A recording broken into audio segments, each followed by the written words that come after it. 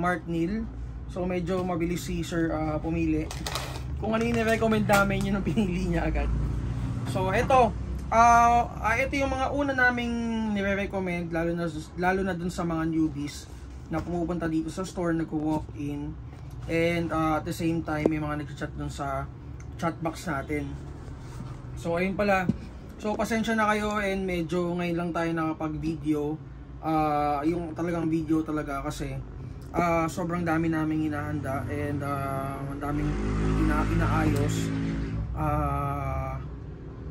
So ayun, tawag dito, and isa pa, ang dami din nagpapa-upgrade. So sa mga nagpapa-upgrade guys, 3 to 4 days tayo, kasi syempre kailangan din natin bigyan ng pahinga si Sir Emen. Kasi sa sobrang daming nagpapa-upgrade, medyo yung iba pinupukpok na kami dun sa chat box. So pasensya na kayo. Talagang kailangan nating ipila yung unit para isa-isa yun ma-upgrade. Ma-upgrade din naman lahat. So hintay-hintay lang kayo. Okay? So test natin to.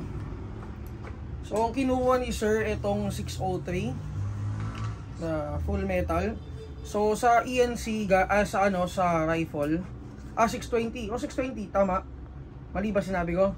603. Nasabi ko 603. So yun, medyo ano na nga talaga, ngawag na nga talaga. So 620 guys, MK18, 12 inches na front assembly. Okay, so nasa na ba ako?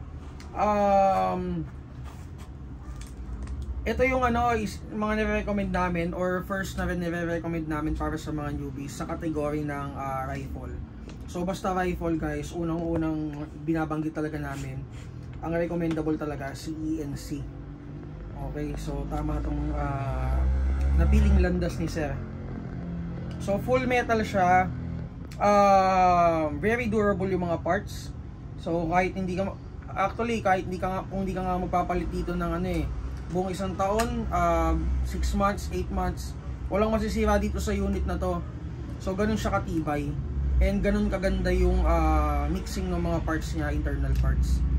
And isa pang bagay, si ENC kasi hindi mahirap hanapan ng parts. Just in case na may masira, may magka-problema, mayroon agad na parts sa market. So isa yun na maganda, kasi yung ibang brands,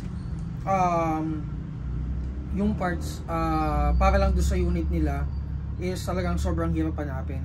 So may mga nangyayari talagang ganon, pero ginagawa namin doon is nagmo-modify kami, which is mas okay talaga yung drop-in talaga, yung compatible talaga. So ganun si ENC. And yun, full metal siya, and makakapamili ka talaga ng model, kasi yung mga copy niya is copy dun sa RS. So and syempre medyo realistic siya.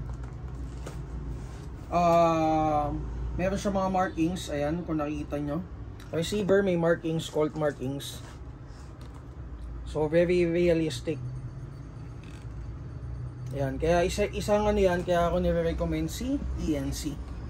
Okay, so test natin. Yung battery compartment niya pala nandito. Guys, ito pala, para dyan sa mga susunod na kukuha, naubusan tayo ng LiPo, naubusan din tayo ng battery. So pag-usapan na lang natin. So just in case, kasi paubos na to, paubos yung pang promo namin. Okay, so tetest na natin.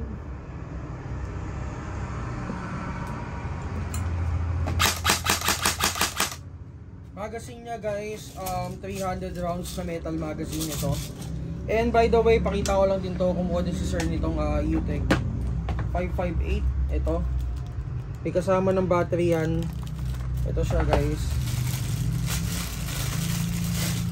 Ito. So 558 guys. One of the best na optic natin is syempre maporma. Sobrang porma nyo. Bagay na bagay dito. And just in case na medyo nagsawa ka dun sa hollow sight, pwede ka mag-off dun sa sa magnifier. Match sila ng magnifier times 3 yun. So EOTech 558. Test natin. So ito na yung mga batch ng ENC ngayon guys. Nag-test kami ng mga ENC kanina. So hindi lahat na video ko. Pero nakita nyo may video ko na 603 dyan na i-post ko.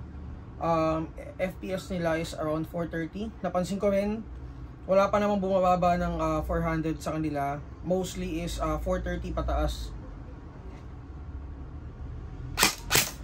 Ayan, 436. Oh, nalobat. So 436 to.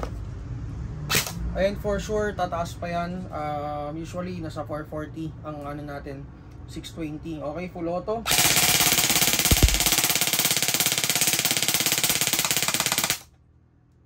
Okay, so yan. Okay na to. Next natin iti-test is the 5.2. 5.2K. Ito siya guys. Naka-strike phase na